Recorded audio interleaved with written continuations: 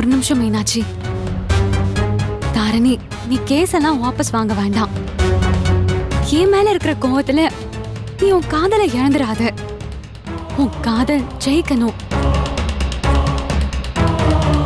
நீ போய் மனமேடையில உட்காரு. முகூர்த்த நேரம் முடியறதுக்குள்ள மனமேடையில போய் உட்காரு. அஜய் உன் கழுத்துல தாலி கட்டுவாரு. வா. போதும், நிறுத்துங்க.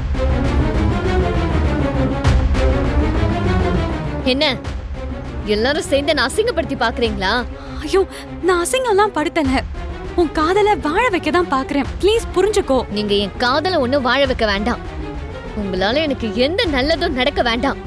நான் உங்களை ஜெயிலுக்கு அனுப்பியே தீர்வேன்.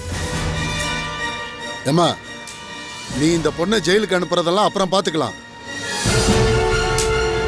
முதல்ல போய் மணமேடையில உட்காருமா.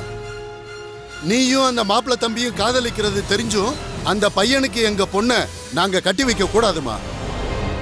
எங்க பொண்ணு அதை புரிஞ்சுக்கிட்டா. அதான் எழுந்து தானா உனக்கு வழி விட்டுருக்கா. போமா, போய் மணமேடையில உட்காருமா. தாரணி, அதான் அமைச்சரே சொல்லிட்டார்ல, போ. போய் மனமேடையில உட்காரு.